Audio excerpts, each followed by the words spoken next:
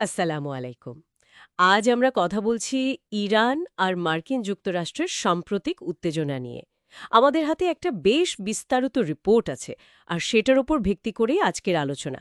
চেষ্টা করব এই যে জটিল একটা পরিস্থিতি তৈরি হয়েছে, এর পেছনের কারণ, ঘটনাগুলো কি কি ঘটল, আর তার ফলাফল কি হতে পারে, সেগুলো একটু বুঝে নেওয়ার। হ্যাঁ, ওয়ালাইকুম সালাম। জুন ২০২৫ মানে শেষের দিকটায় ইরান আর আমেরিকার সম্পর্কটা উম, হঠাৎ করেই যেন খুব গরম হয়ে উঠল। হ্যাঁ, এমনকি ইরানের পারমাণবিক কেন্দ্রে নাকি মার্কিন হামলার খবরও আসলো। মানে খুব খুব নাটকীয় একটা অবস্থা। ঠিক বলেছেন। আমাদের কাছে যে খবরগুলো আছে, মানে বিভিন্ন রিপোর্ট, সেগুলোর উপর ভিত্তি করে আমরা আজ একটু দেখব যে পরিস্থিতিটা কিভাবে এত তাড়াতাড়ি পাল্টে গেল। আচ্ছা। শুরুটা তো হলো ইসরায়েলি হামলা দিয়ে, তারপর আমেরিকার অভিযান, আর শেষে একটা খুবই ভঙ্গুর যুদ্ধবিরতি। আজকের আলোচনায় আমরা চেষ্টা করব এই ঘটনাগুলোর একটা সারসংক্ষেপ আর এই যে তাৎক্ষণিক প্রভাব, সেগুলো একটু বুঝতে। বেশ বেশ, তাহলে আসুন এই জটিল পরিস্থিতিটা একটু খুলে দেখি। মানে এই যে সাম্প্রতিক উত্তেজনা, এর শুরুটা ঠিক কোথায় হয়েছিল? দেখুন, এই দফার যে উত্তেজনা, সেটা শুরু ধরতে হবে ২০২৫-এর জুনেই, যখন ইসরায়েল ইরানের কয়েকটা খুবই গুরুত্বপূর্ণ পারমাণবিক স্থাপনায় হামলা করল। ও আচ্ছা। কোনগুলো? এর মধ্যে ছিল ফোর্ডো, যেটা মাটির নিচে খুব সুরক্ষিত একটা ইউরেনিয়াম সমৃদ্ধ করার জায়গা, আর ছিল নাতাঞ্জ, ইস্ফাহানও। এই হামলাগুলোই আসলে পরিস্থিতিকে প্রায় যুদ্ধের দিকে ঠেলে দেয়। হুম। আর এরপর ইরানও তো স্বাভাবিকভাবেই বসে থাকেনি, তাই না? না, না, অবশ্যই না। ইরানের পাল্টা জবাব দেয়।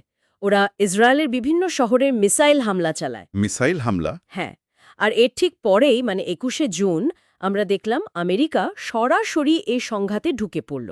ওরা একটা অপারেশন চালায়, নাম দিয়েছিল operation midnight Hama. Midnight Hama? হ্যাঁ, সেখানে ওরা দূরপাল্লা টমাহক ক্রুজ মিসাইল ব্যবহার করে ইরানের পারমাণবিক স্থাপনাগুলোয় আবার হামলা করে। তার মানে প্রথমে ইসরায়েল, তারপর ইরান, আর শেষে আমেরিকা নিজে, সরাসরি, সামরিকভাবে। আচ্ছা, এর ফলাফল কি হলো?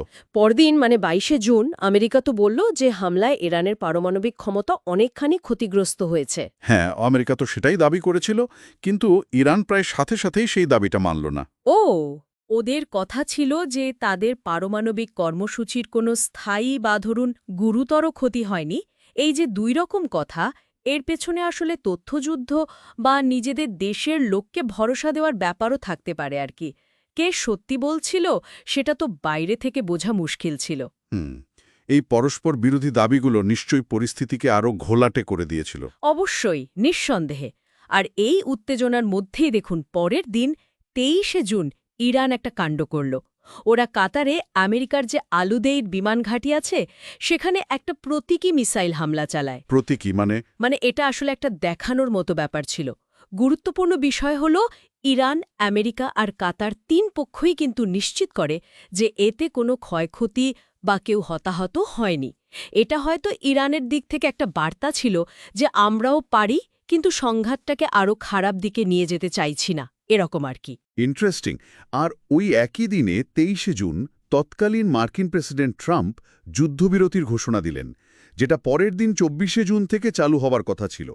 এটা তো একটা ভালো খবর ছিল তখন। হ্যাঁ, আপাত দৃষ্টিতে তো মনে হয়েছিল একটা আশার আলো, কিন্তু এখানে ব্যাপারটা আরও জটিল হয়ে গেল। কি হলো? যেদিন যুদ্ধবিরতি কার্যকর হওয়ার কথা, সে ২৪শে জুনের সকালেই ইসরায়েল অভিযোগ করল যে ইরান নাকি যুদ্ধবিরতি মানছে না, লঙ্ঘন করেছে। কি আশ্চর্য! মানে শুরু হওয়ার দিনেই? হ্যাঁ, এরপর শুরু হলো দোষারোপের পালা।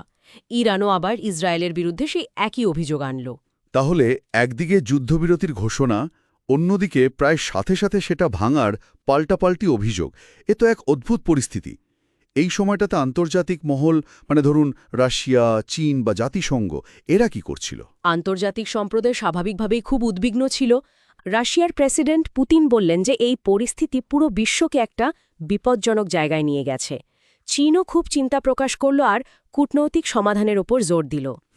জাতিসংঘের মহাসচিব আন্তোনিও গুতেরেসও দুই পক্ষকেই বললেন সর্বোচ্চ সংযম দেখাতে, শান্তিপূর্ণ সমাধানের পথে আসতে।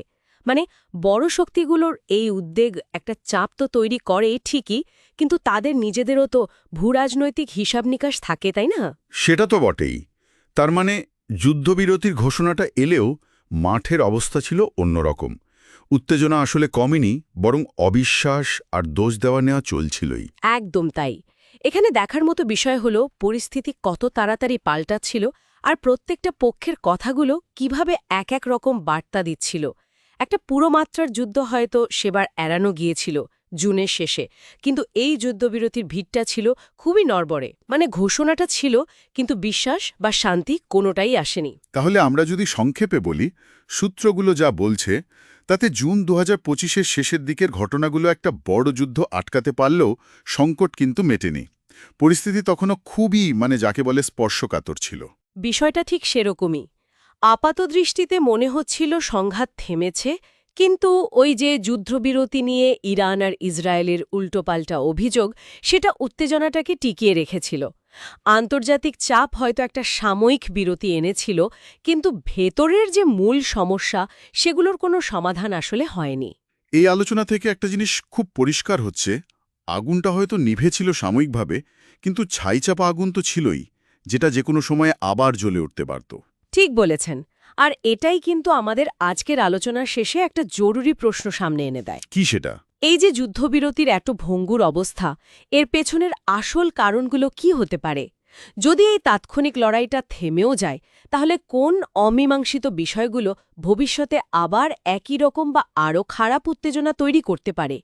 এই বিষয়গুলো নিয়ে হয়তো সূত্রগুলোতে সরাসরি অনেক কথা বলা নেই, কিন্তু ঘটনাগুলো তো সেদিকেই ইঙ্গিত করছে। এটা নিয়ে আরও ভাবার জায়গা আছে। এখন সবচেয়ে বড় প্রশ্ন এটাই, যেটা এই রিপোর্টও আসলে তুলে ধরেছে, এরপর কি? এই ভঙ্গুর অবস্থা থেকে আমরা কোন দিকে যাব? আরও সংঘাত, নাকি শেষ পর্যন্ত কোনো একটা কূটনৈতিক সমাধান আসবে? এই গভীর পর্যালোচনার জন্য আপনাকে অনেক ধন্যবাদ। আজকের মতো এখানে শেষ করছি আমরা। ধন্যবাদ। আল্লাহ হাফেজ, সবাই ভালো থাকবেন।